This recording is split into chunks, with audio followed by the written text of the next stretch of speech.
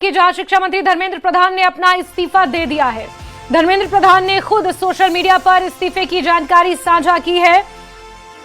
धर्मेंद्र प्रधान ने प्रधानमंत्री नरेंद्र मोदी को इस्तीफा भेज दिया है और उसके बाद सोशल मीडिया पर बाकायदा एक पोस्ट उन्होंने लिखी, जिसमें उन्होंने लिखा कि पिछले 10 दिनों से मेरा मन बहुत दुखी था। पिछले 10 दिनों के घटनाक्रम को देखकर मन व्यथित था। ये मेरे लिए व्यक्तिगत प्रतिष्ठा का विषय नहीं है। भारत की युवा शक्ति ही देश की असली ताकत है। जंतर मंतर पर जो स्थिति बनी है, इस स्थिति का राष्ट्र विरोधी ताकतें लाभ नहीं उठाएंगी। देश की एकता बनी रहनी चाहिए, ऐसा उन्होंने लिखा है। भारत के एक भी विद्यार्थी का भविष्य कानूनी पेचीदगी में ना उलझे। हमारे बच्चे अपना मन पढ़ाई में लगाएं, करियर बनाने पर फोकस करें। इसी बात पर विचार करते हुए मैंने अपना त्यागपत्र प्रधानमंत्री जी को भेज दिया है। ये शिक्षा मंत्री धर्मेंद्र प्रधान का कहना है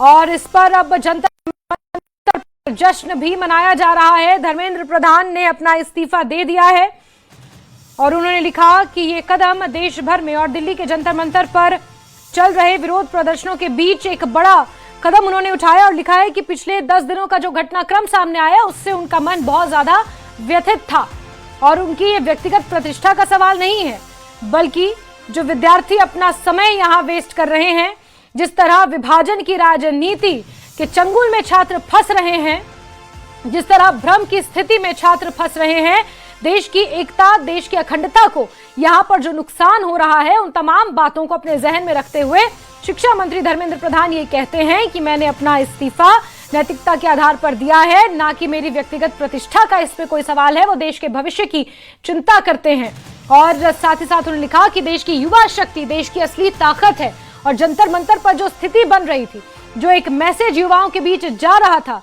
राष्ट्र विरोधी ताकतें, इसमें कहीं ना कहीं मौका परस्ती जो यहाँ पर हो रही थी, उससे देश की एकता को कहीं ना कहीं धर्मेंद्र प्रधान ये मानते हैं कि खतरा था और उसके बाद देश की एकता बनी रहनी चाहिए और इसीलिए उन्होंने अपना इस्तीफा दिया है। भारत के एक भी विद्यार्थी का भविष्य कानूनी पेचीदगी में ना फंसे, ये भी धर्मेंद्र प्रधान ने लिखा है और साथ ही साथ होल ऑफ गवर्नमेंट अप्रोच का उन्होंने जिक्र किया है अपनी पोस्ट में।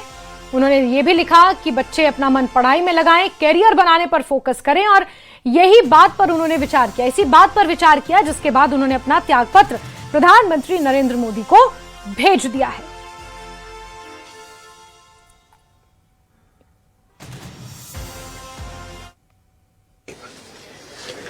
उनके हितों के लिए हम किसी भी सीमा तक जाएंगे। हमारे देश के प्रधानमंत्री जी वो महान हैं और उनके हर डिसीजन का स्वागत है। क्या आपका आंदोलन